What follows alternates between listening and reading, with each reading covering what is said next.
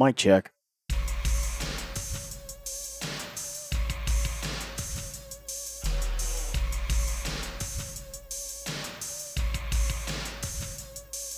Alright, let's get this over with really, really quick.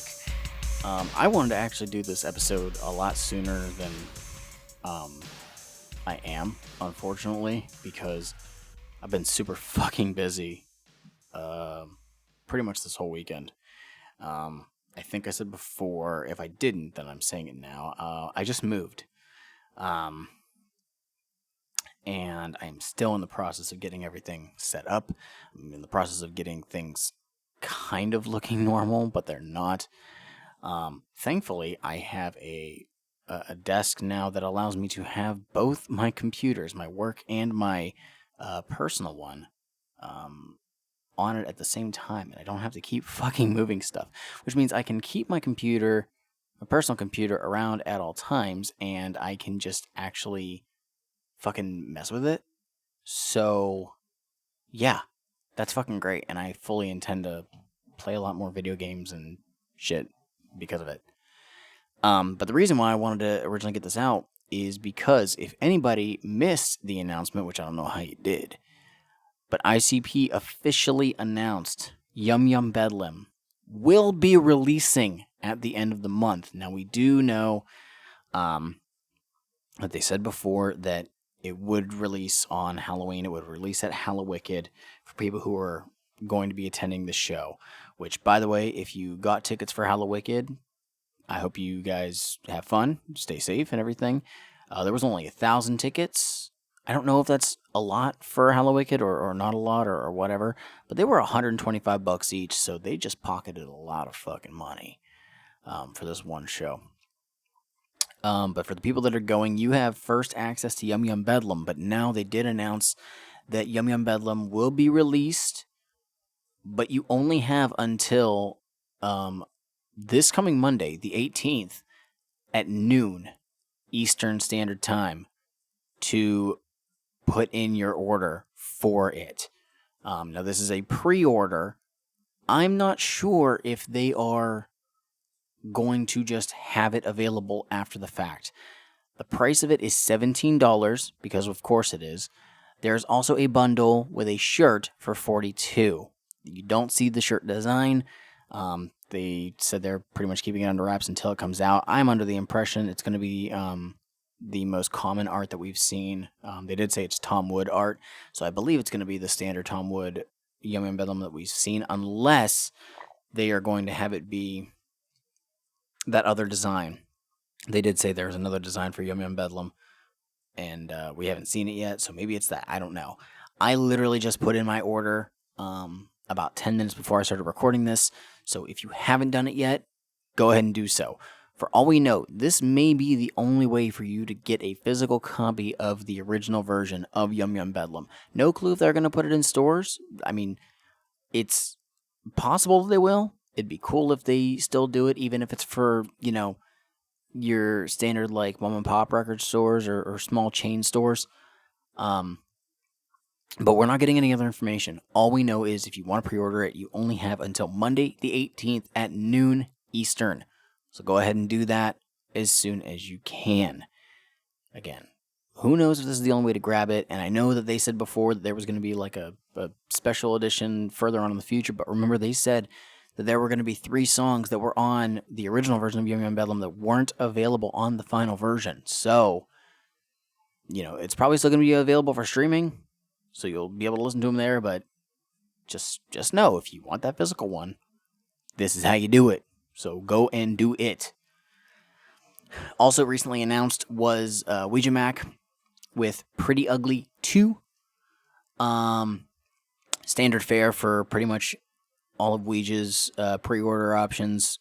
Standard CD is $20.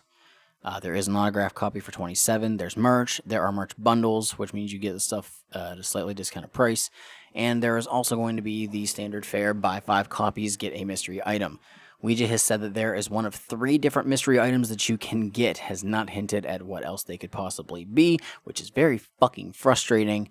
I'll just be damned if one of the 3 things is audio and I don't get the audio.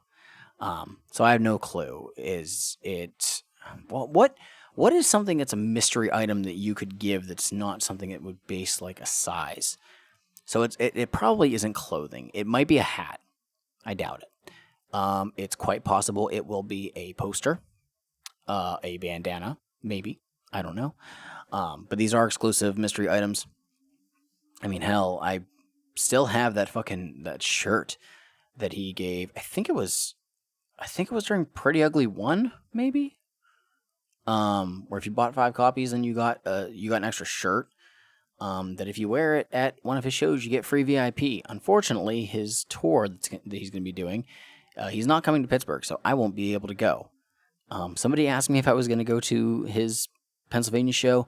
That show is in Harrisburg, which is almost 4.5 hours away. No, I am not driving to Harrisburg for a show. I think that actually there's a show in Ohio that's significantly closer. I think it's out of Cleveland or Akron, something like that.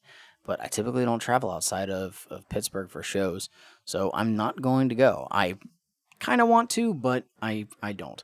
It's funny because I totally forget that I did see Ouija Mac once before. And that was at the last ICP show that we went to. But his set, it was him and Light. And for some reason, I barely remember it. I don't know why. I do want to see a Ouija Mac show sometime in the future. I genuinely want to. Because I think that the dude, I give him credit. Like, he's consistently putting out stuff for the fans. Even if I don't fully, latch on to absolutely everything he puts out, hey, I give him credit for, doing what he do. So, those are the two main things that I know about that are coming out. The Blaze and Oh the Horror collaboration album did come out on streaming last week.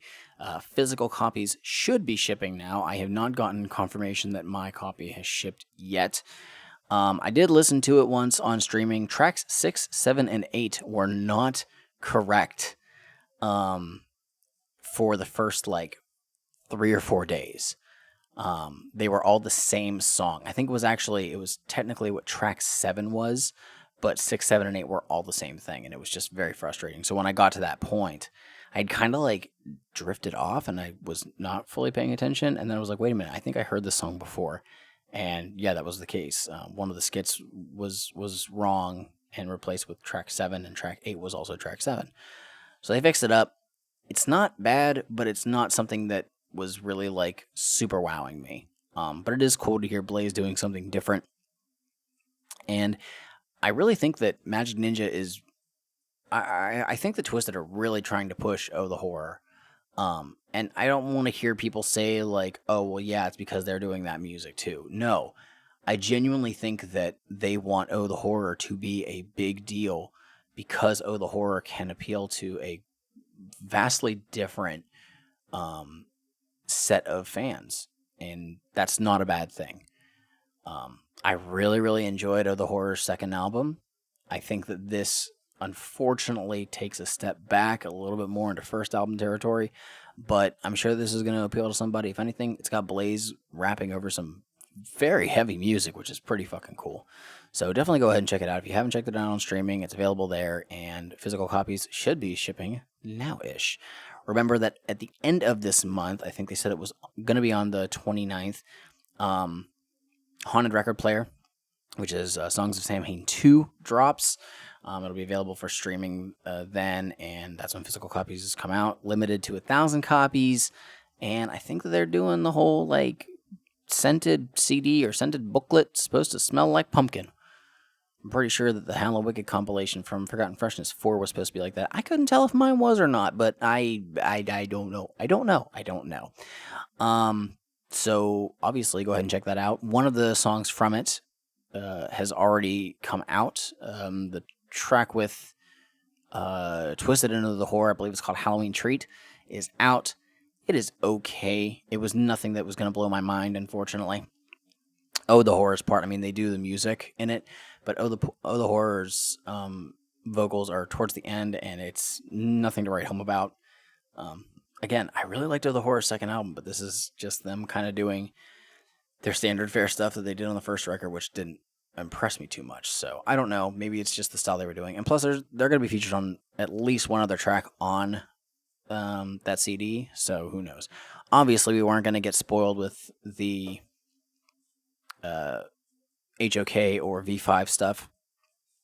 They're going to keep that until the actual CD drops. So that's just what we have to deal with. But 2 weeks, just shy of 2 weeks, we get that. MNE has been putting out so much stuff this year, and damn near all of it has been fantastic. Some stuff I wish I had more strong feelings for, and unfortunately I don't. But I think what's going to have to happen, and we're getting close to it. I know that last year I started, it was in December when I did my top 5 of the year, and I basically just went on my phone, typed in the year 2020, and scrolled through my phone and saw what albums came out and what stuff I was really strongly, what I had strong feelings for. And it's kind of crazy thinking about it because I know that I know Eminem was on there. I know that Twisted was on there. I think for Revelation. I believe I put Boondocks on there. And maybe Blaze was on there too. I can't quite remember. I can't remember 2 of them, but I'm pretty sure those 3 were on there, and they were some last minute additions. Eminem would have already been on there, but then he came out with the deluxe edition, which definitely solidified it. But it's crazy to think about that because Revelation is not a CD that I have listened to much. Pretty much since, the beginning of this year. And I think it's just kind of, there was a lot of oversaturation last year, and obviously because, artists couldn't tour, we just had to get supplied with a lot of music, which is not a bad thing. We can always use more music in this world. But I said before, Mad Season did not really resonate with me, and unfortunately, thinking back, Revelation may not have resonated with me that much, or as much as I thought it did back then. Not saying it's a bad record. I think that there are fantastic songs on it, but I do need to go ahead and give it some more time to resonate with me and see how I would rank it. I think we were talking about a top 5 list in Aaron and Eric's Discord as far as Twisted stuff, and I think it was Jiggles who brought it up first. And I agreed with a fair amount of it. Or maybe it wasn't. No, it wasn't Jiggles. Dustin, actually. I only switched one of the albums out. I think I may have adjusted some of the positioning, but our top 5 was almost identical. And it was really, really crazy to think about it because a lot of it was not older stuff. A lot of it was some of the new shit. But I'm gonna have to get into the mind frame of, okay, I need to start thinking of what stuff really hit me this year. I already know for a fact one album that's hitting that list, and it's not a fucking surprise. I would legitimately love for ICP to be on this list at the end of the year. I really, really want Yum Yum Bedlam to wow me. I want it to basically be an apology for Fearless Fred Fury. And I'm starting to see so many more people come up and say that they love Fearless Fred Fury. I saw somebody said that it was the best thing that ICP had released since Hell's Pit. And I have not been quiet about my feelings about Fearless Fred Fury. I don't think it's that great. I looked at the track list a couple days ago, and I was thinking about this. I was looking, and I'm like, there's not a lot of songs that I hate on here. There's a couple that I'm like, man, these tracks is just why? Like the song I Like It Rough should have never been made. I don't fucking care. The problem is there are songs on there that I just don't fucking care about. I don't really care for Satellite. It's okay, but I don't care for it much. Nobody's Fault, I think, is one of them. I don't fucking care. I just don't give a shit. And it's sad because those are 2 songs that they made videos for, and I don't fucking care about them.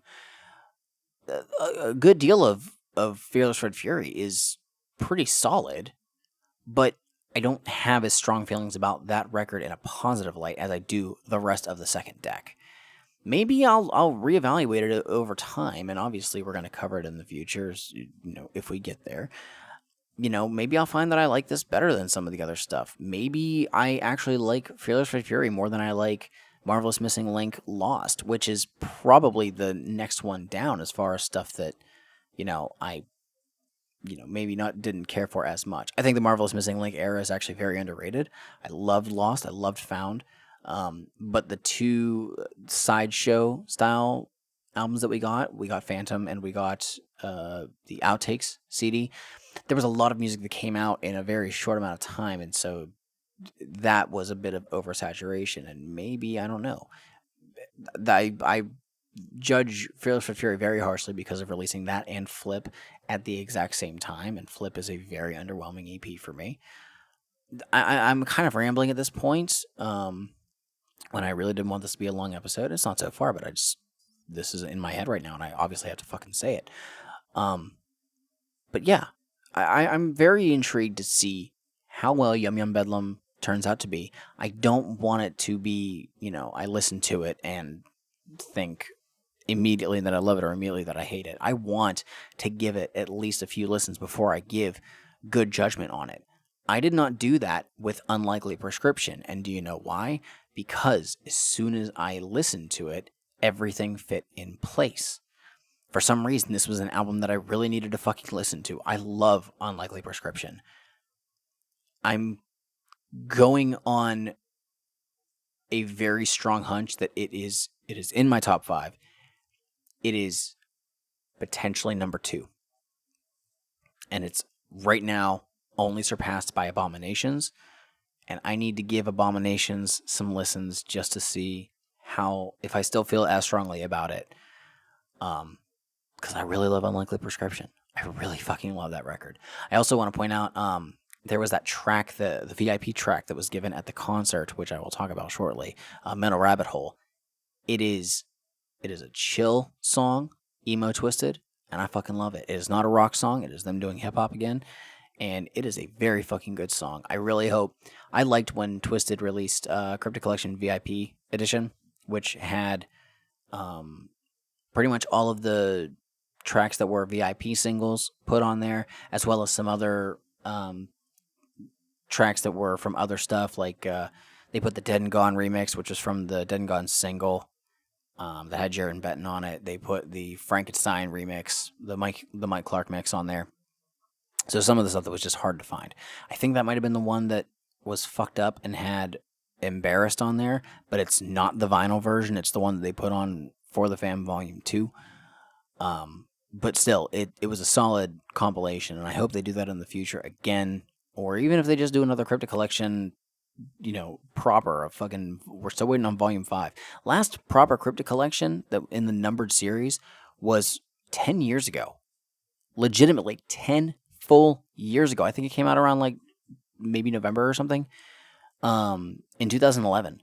So it's baffling that they haven't done another one proper since then. And a lot of these other Cryptic Collections that have come out have all been stuff that has just been,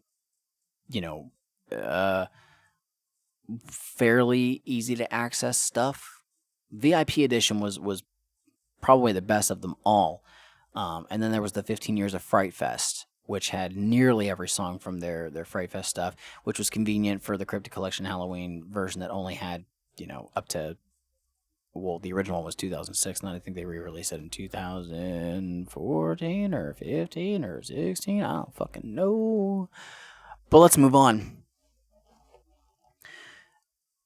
October 6th, Craft House, Pittsburgh. I went to my first concert in almost 4 years. And I had a blast. Before I really get into details, to the lovely lady who wore the fishnet top, I'm pretty sure that your boob sweat got my left arm pregnant. So please get in touch with me.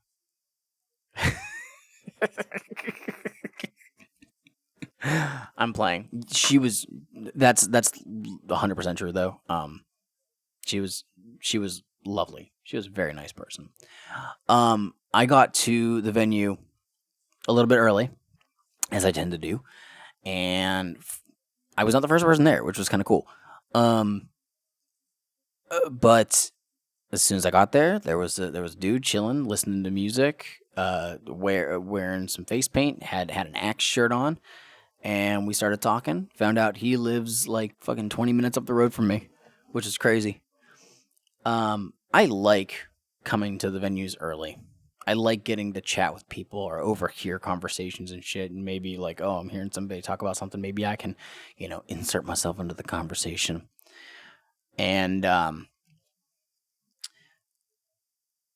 chatting with him for quite a while, and then a couple other fine people show up. And shout out to Matt.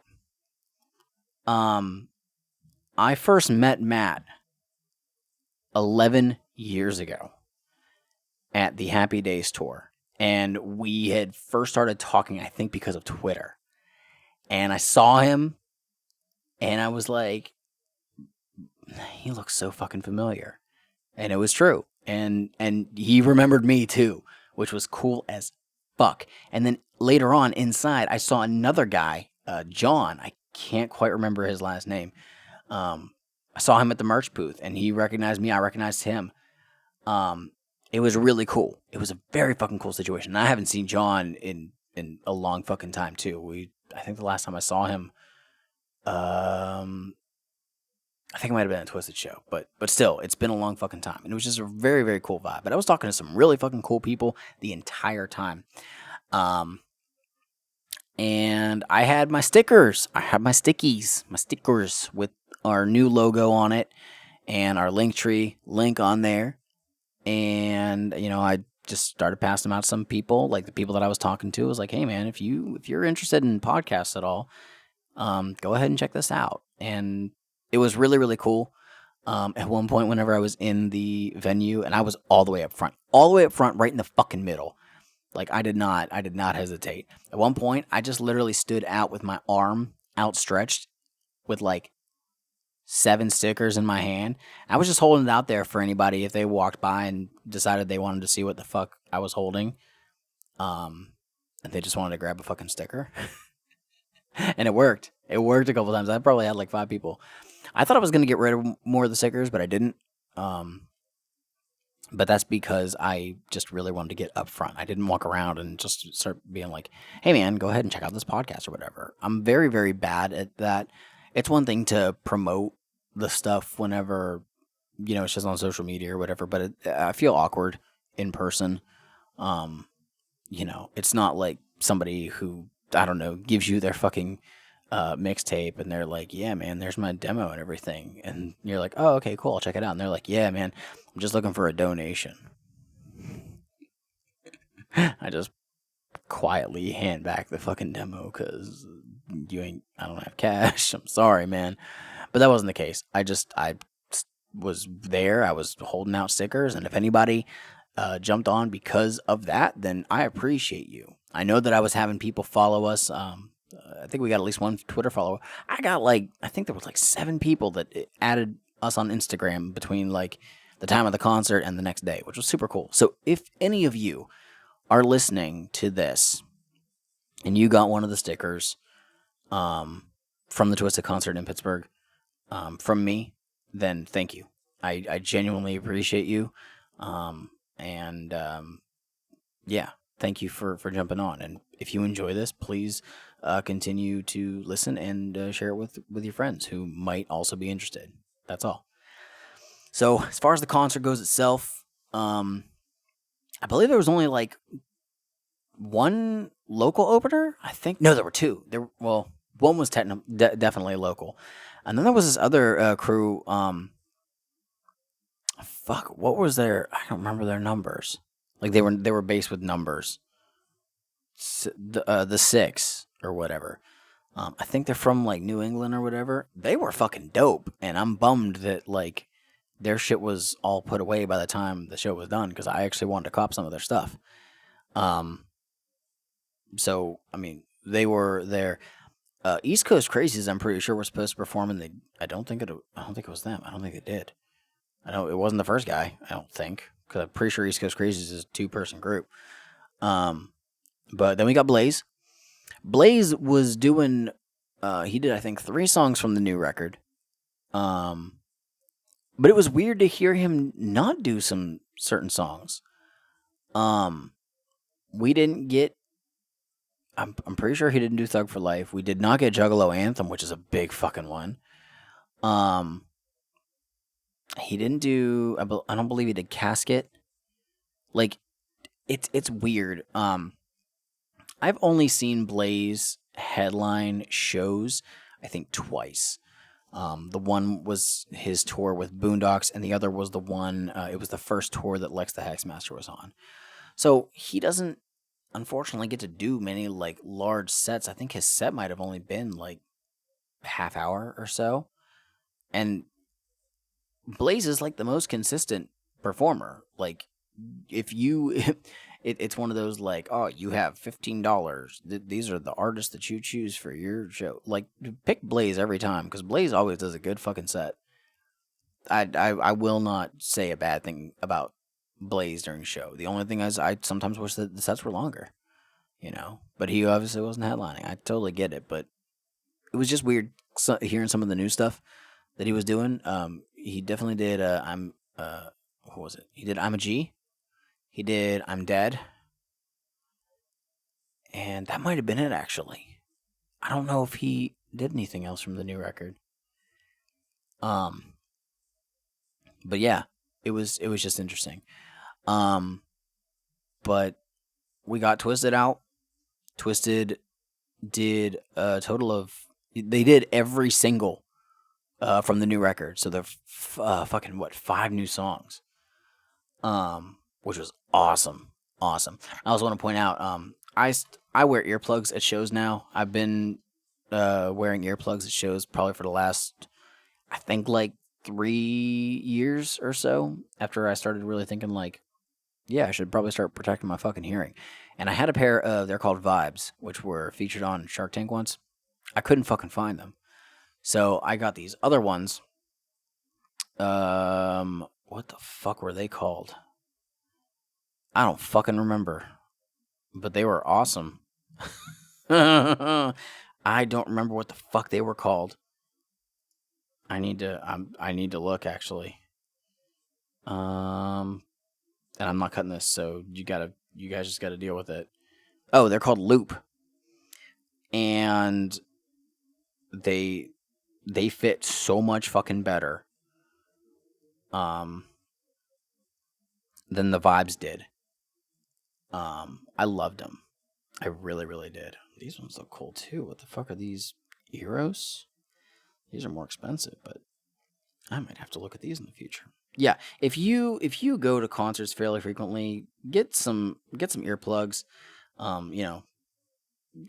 Yeah, you can use like the cheap like not foam, but like the squishy kind. Like they'll do it, but like they make the concert sound like shit. But the ones that I get, they basically just limit how much sound gets in. They don't block it completely, so it doesn't sound fully terrible. But I was still hearing stuff fairly well. The only time where it was kind of screwed up was because I had a guitarist on the show. He at one point he's doing this fucking riff, and I'm like, I can't tell what the fuck this riff is until like the second line that Monoxide did when I realized he was playing fucking Magic Spells. I finally got to hear Magic Spells live, motherfuckers. Fucking 2.5 years after the fact, I finally get to fucking hear Magic Spells live. Not a lot of old stuff, which was definitely like it was very surprising, but I'm glad that they were promoting a lot of the new stuff. They did nothing from the last 2 records. Nothing. Which was very surprising. I really thought they would have done something from Mad Season or Revelation. They didn't. The oldest stuff that they did was what we have. They did We Don't Die. They did Die Motherfucker Die, and they did Afraid of Me. Oh, and they did Rock the Dead too. So those are the oldest stuff. If you're trying to think of like early. I mean, they did a little bit of everything, but we got did they do? No, they did nothing from Abominations. So yeah, it was kind of interesting though because towards the end they bring out Blaze, and they did Triple Threat, which is always a cool track to see them do live. They did Headache from Dark Lotus, which was dope, and then they did Bust Your Head Open, and that was the closer. they closed with Bust Your Head Open. Which is cool because for the last, I don't know how many fucking years, they've been closing with, I think they've closed with Whoa Whoa before. They've closed with Love Don't Live Here Anymore. I would have fucking bitch balled if they did. There was no way that I would have been okay with it. But Bust Your Head Open was an interesting way to end the show. But yeah, I fucking loved it. I had a goddamn blast. Is it the best set that I've ever seen Twisted do live? I don't know. But I had a great fucking time. It was one of the best shows that I've seen in recent memory. Disregard the fact that I haven't gone to a concert in almost 2 years. I had a lot of fucking fun. Show ends, and I'm like, man, I want a copy of the set list. I really fucking want a copy of the set list. So, I tried sticking around. I'm just standing on the fucking, like, main area, and then they're starting to get, like, barricades and stuff and pushing people back. I'm like, god damn. But this venue has, like, a, like, dining area, and so I was, like, kind of just standing there, and there was one of the security guards who was kind of just, like, looking at me, and he's like, are you with them? I'm like, no, I'm not with them. I'm trying to see if, maybe one of the tech guys can give me one of the set lists that's taped on the floor. And I've never, like, I for some reason in the past, I've never been like, oh my god, I must have this thing. I just kind of really wanted this one. I don't know why. I have a set list in the past. I got one from a Rich show, actually. It's fucking tore up and, like, crinkly and shit. It's fucking booty. Well, at one point, Draven comes out and he's talking to one of the tech guys, and I'm trying not to be, like, obnoxious or anything, so he's talking, and then at one point he stops and he's, like, just looking around. He was drinking, and I'm like, I just yelled over, I was like, Draven, yo, can I get a copy of the set list? And he heard it, he looks over, and then he turns around, goes to his drum set, grabs it, and he walks it over and hands it to me, and he's like, hey, man, do you want me to sign it? And I was like, yeah, please. So he signed it, marked that it was at the Craft House, and the date of the show. And that was dope as fuck. That was really fucking cool. Like, I know there's some people who would probably want to get rid of that. No, I want to keep this. Like, I'm probably going to find a frame for it. And if somebody's going to be like, oh, well, it's just Draven, it's not like Jamie or Paul gave it to you. Shut the fuck up. Shut the fuck up. I don't care. Draven's cool. Like, legit. I think he's cool as shit. And I should have pointed that out, too. I did do VIP, and I met them, I did the VIP experience. I was actually the first person in line to do it. And it was fucking cool. It was cool as shit. It was very nifty to see these guys again. And Madrox has told me before, and I hope part of you wants to think, like, oh, yeah, they remember me. But the last time that I did VIP, like, Jamie said, like, we see you here whenever we come out, it's always good to see you again. And I, you don't want to, like, take it to heart, be like, oh my god, he remembers me. But, like, you kind of do. And same thing again. And it's like, this is why I go to these shows. This is why I do VIP, because it's super cool to meet these people who make music that I really fucking enjoy. But yeah, so I have a copy of the set list from the show, from Draven, which was cool as fuck. So, Draven, I know you're not listening to this, but if you are, thank you. Like, that seriously made my night. And it was funny, too, because I was telling people, I was like, man, I want to stick around. I want to get a copy of the set list. Matt was near me. I was like, I want to get a copy of that set list. I want to get it. And so I just stayed there. I stayed there like 10 minutes after a lot of the people left. Like, some people were still, sitting around chatting, or they were buying a merch booth and shit. And I got it whenever I left. Matt and his friend had parked. They were parked like 2 spots beside me, and they were getting ready to leave. And they're pulling out, and I just fucking pull it out with, like, a big ass smile on his face. And they're like, oh, he got it.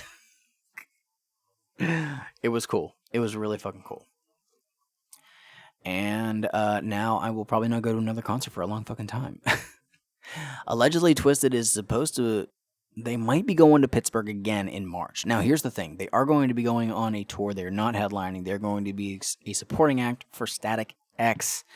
And it is on the last leg of Static X's next tour. I think it's the last third of the shows.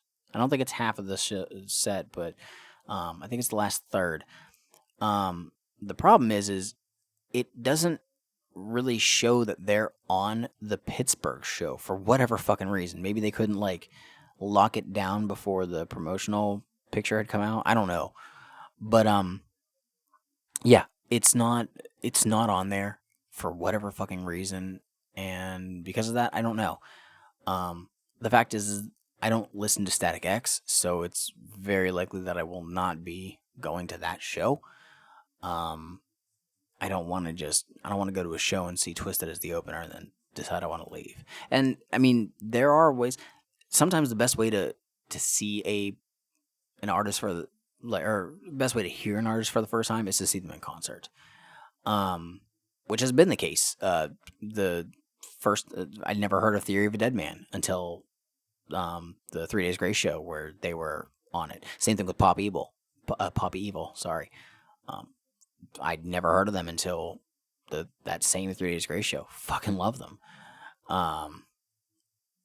So sometimes that's the best way to hear an artist for the first time. But I think that I've heard some Static X from Roach Coach, and it just wasn't quite for me. So that's beside the point. I think that's pretty much all that I really wanted to go over. I had a fucking blast at the show, and also I did get 2 copies of Unlikely Prescription signed. And one of those is going to be given away to a lucky listener. How can you do that? Well, we're just going to do this as simple as possible, similar to how we've done a lot of the other giveaways. Best thing you can do. Follow us on social media. You can follow us on Facebook or Twitter or Instagram or all of them. I don't fucking care. Follow us on one of those. Okay? Great. Good. Awesome.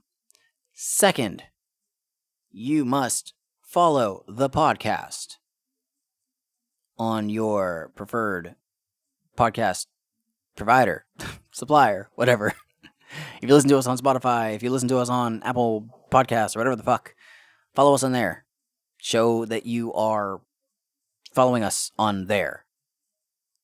And yeah, that's basically it.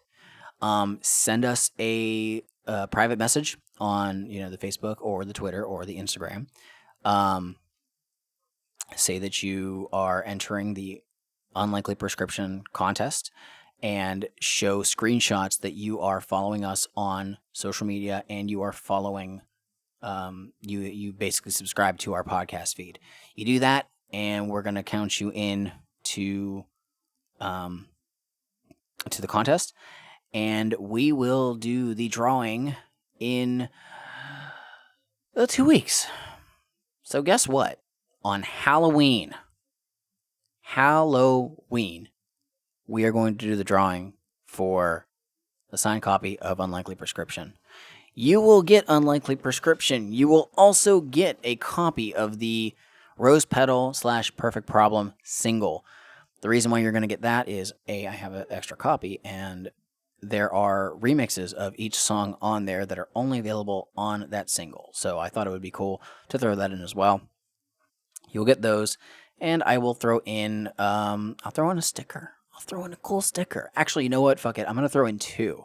So you can have one, and then you can give one to your favorite person who may or may not like Juggalo stuff. I don't fucking know. So yeah, you guys who are listening to this are hearing these directions first, and then I'm going to post the directions on the social medias in the future. So again, follow us on Facebook and or Instagram and or Twitter. Screenshot that. Then show that you are subscribed to our podcast feed on whatever podcast provider you listen to. And screenshot that. Send us proof. You show us both of those and say that you want to be entered into the contest. There you go. Signed copy of Unlikely Prescription might be coming your way. And with that, I got nothing else to talk about. I'm tired. I have to do some listens. I wanted to play video games tonight, but I fucking can't. I gotta listen to some shit for tomorrow. We're recording 2 episodes. Maybe I'll just do notes for one of them and then do the other notes in the morning. This is what sucks whenever you have to adult. It's fucking annoying. But as always, thank you very much for listening. Remember to follow us on any and all social media platforms. You can go ahead, if you look in the link at all of those, you can find our link tree that has like everything. It's awesome. Go ahead and join our Discord, which admittedly has been fairly quiet recently. We are still very, very active over in the ICP with We Discord. That will never change because we love the community that they've built. If you haven't joined theirs, go ahead and do so. It's a very cool community. We're just trying to build up the one for Juggalo Judgment because, we'd like to. So go ahead and join that. And if you ever decide that you want to start talking in there, we will talk to you. Like, we don't ignore the shit that people post. That's just how it is. If my phone goes off with a notification from a Discord, I'm gonna fucking look and I'm gonna be like, oh shit, I gotta chime in with something cool or whatever. So go ahead and do that. Again, also in the link tree, there is the link to our Patreon. If you would like to join the Patreon, again, we're not telling you you have to. It is purely if you are financially able and you are comfortable in doing so. And if you actually want to, we're not going to love you any less if you decide you don't want to. We might love you slightly more, but we'll never love you less. That's how it is. That's how it is here. That's how we do it. Because of how the stuff had originally worked with the payment and everything, we are finally going to start doing the stuff that it actually says in the tiers. So, not the next episode that comes out, but I believe the following one will have the audio shoutouts for the names, and I think that we're also doing the song requests. I think we have to do those as well. And if you are at the $5 or higher tier, then you can listen to us record. We are recording 2 episodes tomorrow/today. They might already be in the process of being recorded by the time this episode comes out. But just know that is something that we are going to start following up on as consistently as we possibly can. If for some reason we have to delay something, which happens, we didn't record 2 weeks ago because Shmeev was out of town. This coming week almost wasn't happening because of moving and shit, but I'm being responsible. We will let you guys know. Again, the Discord has been very quiet. The Patreon itself has been very quiet, but we are going to start utilizing that as consistently and as professionally and courteous as we can, just so you guys are in the know. But again, don't feel like you have to subscribe to that. The podcast is free, will always be free. This just allows us to do a little bit more in the future. So that's all I have to say. As always, thank you very much for listening to Juggalo Judgment and Mike Check. Listen to new episodes every week. You can follow me on Twitter at MikeSpawnSEJ or on Instagram at StraightEdgeJuggalo. Go ahead and hit me up because I will chat with you. Just be nice to me and don't be mad that I don't care for Riddlebox that much, and we'll get along just fine. And that's it. Stay safe. Much love to y'all. Peace out.